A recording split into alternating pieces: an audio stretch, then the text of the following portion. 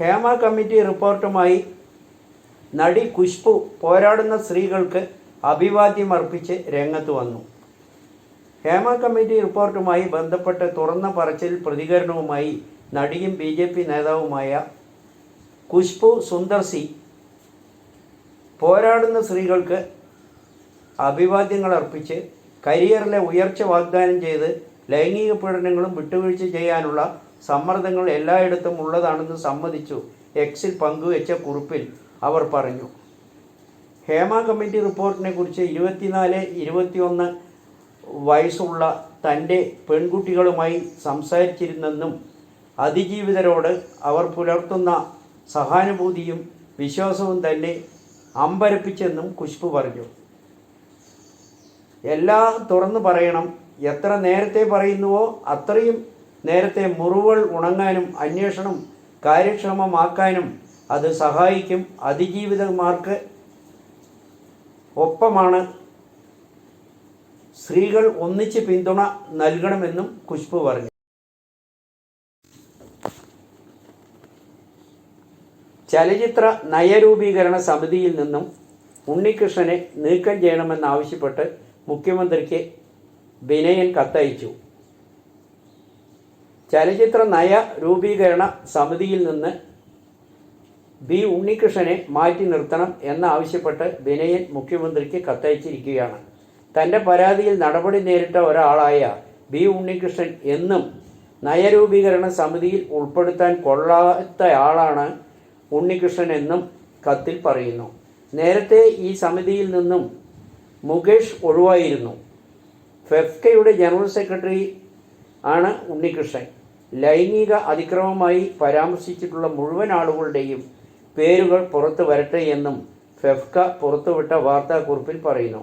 സംഘടനയിൽ കുറ്റാരോപിതർ ഉണ്ടെങ്കിൽ മുഖം നോക്കാതെ നടപടിയെടുക്കണമെന്നും പറയുന്നു. മുഖ്യമന്ത്രിയോട് 5 ചോദ്യങ്ങളുമായി പ്രതിപക്ഷ നേതാവ്. ഹേമ കമ്മിറ്റി റിപ്പോർട്ട് ഭാഗികമായി പുറത്തുവിടുകയും തുടർന്ന് നിരവധി നടിമാർ ലൈംഗിക അതിക്രമ പരാതികളുമായി രംഗത്ത് വരികയും ചെയ്ത പശ്ചാത്തലത്തിൽ പ്രതിപക്ഷ നേതാവ് VD സതീശൻ സർക്കാരിനെതിരെ രൂക്ഷ വിമർശനവുമായി രംഗത്ത് വന്നു. യഥാർത്ഥ കുറ്റവാളികൾ ആരാണെന്ന് സർക്കാർ മറച്ചുവെക്കുകയും അതിനാൽ സിനിമാ മേഖലയിലെ നല്ല മനുഷ്യർ പോലും ഇപ്പോൾ കുറ്റവാളികളായി നിൽക്കേണ്ടി വന്നിരിക്കുകയാണെന്നും VD സതീശൻ പറഞ്ഞു. 5 ചോദ്യങ്ങൾ. കുറ്റകൃത്യങ്ങളുടെ പരമ്പര നടന്നെന്ന വ്യക്തമാക്കുന്ന കമ്മിറ്റി റിപ്പോർട്ടിൽ എന്തുകൊണ്ട് സർക്കാർ അന്വേഷണം നടത്താത്തത്? 2. ഭാരതീയ നാഗരിക് സുരക്ഷാ സംഹിതയുടെ 176-1, ഭാരതീയ ന്യായ സംഹിതയുടെ 199C വകുപ്പ്, പോക്സോ ആക്ടിലെ 21 വകുപ്പുകൾ അനുസരിച്ച് എന്തുകൊണ്ട് നടപടി സ്വീകരിച്ചില്ല? 3. ഹേമ കമ്മിറ്റി റിപ്പോർട്ട് വിവരാവകാശ നിയമപ്രകാരം നൽകിയപ്പോൾ റിപ്പോർട്ടിലെ കൂടുതൽ പേജുകളും ഖണ്ഡികകളും വെട്ടിമാറ്റി കൃത്രിമം കാട്ടിയത് എന്തിന്? ആരെ സംരക്ഷിക്കാൻ? 4. സിനിമാ മേഖലയിലെ സ്ത്രീകൾ നേരിടുന്ന കൊടുക്രൂരതകൾക്കൊപ്പം മയക്കുമരുന്ന്, ലഹരി പദാർത്ഥങ്ങളുടെയും ഉപയോഗവും അതിൻ്റെ ഭീകരതയും തുടങ്ങിയ വിവരങ്ങൾ കമ്മിറ്റി റിപ്പോർട്ടിൽ പറഞ്ഞിട്ടും എന്തുകൊണ്ട് നടപടിയെടുത്തില്ല? എന്തുകൊണ്ടാണ് സർക്കാർ സ്ത്രീവിരുദ്ധ നിലപാട് സ്വീകരിച്ചിരിക്കുന്നത്? എന്തുകൊണ്ട്? ഈ 5 ചോദ്യങ്ങൾക്ക് മുഖ്യമന്ത്രി മറുപടി പറയണമെന്ന് പ്രതിപക്ഷ നേതാവ് ആവശ്യപ്പെട്ടു. അമ്മ സംഘടന ആടി ഉലയുന്നു. കൂട്ടത്തോടെ രാജി. മോഹൻലാൽ സ്ഥാനം രാജിവെച്ച് എക്സിക്യൂട്ടീവ് കമ്മിറ്റി പിരിച്ചുവിട്ടു. അമ്മ സംഘടനകളുടെ പ്രസിഡന്റ് സ്ഥാനം മോഹൻലാൽ രാജിവെച്ചു. 17 അംഗ എക്സിക്യൂട്ടീവ് കമ്മിറ്റിയും പിരിച്ചുവിട്ടു. സംഘടനയിൽ അഭിപ്രായ ഭിന്നത രൂക്ഷമായതിനെ തുടർന്ന് ലൈംഗികാരോപണങ്ങളുടെ പശ്ചാത്തലത്തിൽ അമ്മയുടെ നിലവിലുള്ള ഭരണസമിതി ധാർമ്മികമായ ഉത്തരവാദിത്വം മുൻനിർത്തി രാജിവെക്കണം.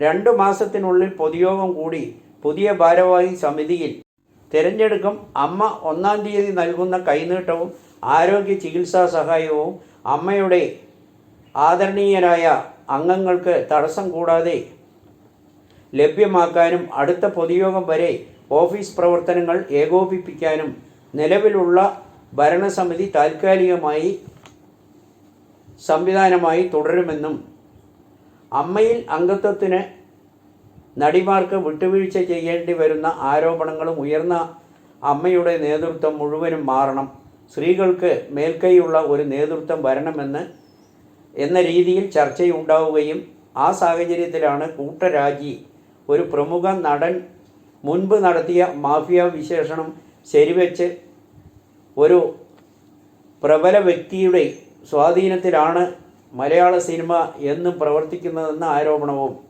ചോദ്യം ചെയ്യുന്നവരെ വാഴിക്കില്ല, സ്ത്രീകൾക്ക് മൂത്രമൊഴിക്കാനോ വസ്ത്രം മാറാനോ സൗകര്യം ഒരുക്കാത്ത മനുഷ്യ അവകാശ ലംഘനത്തിലും സംഘടനയിൽ പരാതിപ്പെട്ടിട്ടും ഫലമുണ്ടായില്ല, നിയമവിരുദ്ധമായി ചലച്ചിത്ര രംഗത്ത് വിലക്കേർപ്പെടുത്തുന്നതും പതിവാണ്, നിർമ്മാതാവും നടീനടന്മാരും തമ്മിലുള്ളത് ഒഴിച്ചു മാറ്റാനും കരാർ ഉണ്ടാക്കുന്നില്ല, ഇത്തരം പ്രശ്നങ്ങൾ അക്കമിട്ട് നിരത്തി ശക്തമായ നിയമവും സ്ത്രീകൾ നേരിടുന്നുവെന്ന പ്രശ്നങ്ങൾ കൈകാര്യം ചെയ്യാൻ സ്വതന്ത്ര ഫോറവും ട്രൈബ്യൂണലും രൂപവൽക്കരിക്കാനും ശുപാർശ നൽകിയതായും ചൂണ്ടിക്കാണിക്കുന്നു.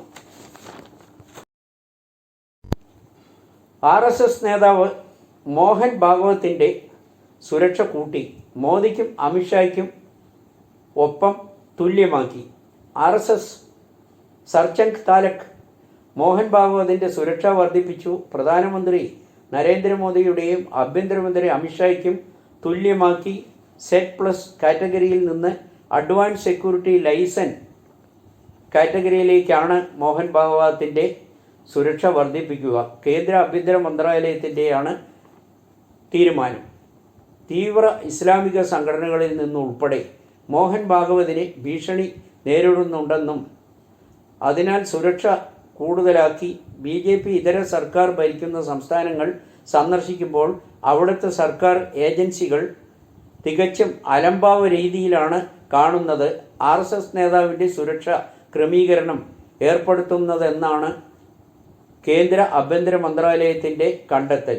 ഈ സാഹചര്യത്തിലാണ് മോഹൻ ഭാഗവതിനെ സുരക്ഷ കൂടുതൽ ശക്തമാക്കാൻ തീരുമാനിച്ചത്.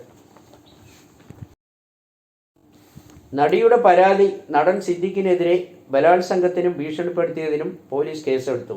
യുവനടിയുടെ പരാതിയിൽ നടൻ സിദ്ദിഖിനെതിരെ കേസെടുത്ത് മ്യൂസിയം പോലീസാണ് കേസെടുത്തത്. ബലാത്സംഗത്തിനും ഭീഷണിപ്പെടുത്തിയതിനുമാണ് കേസ്. തിരുവനന്തപുരം മസ്കറ്റ് ഹോട്ടലിൽ വെച്ച് പരാതിക്കാരിയെ 2016 സിദ്ദിഖ് ബലാത്സംഗം ചെയ്തു, റൂമിൽ അടച്ചിട്ടു. പിന്നീട് നടി ഓടി രക്ഷപ്പെടുകയായിരുന്നുവെന്നാണ് പരാതി.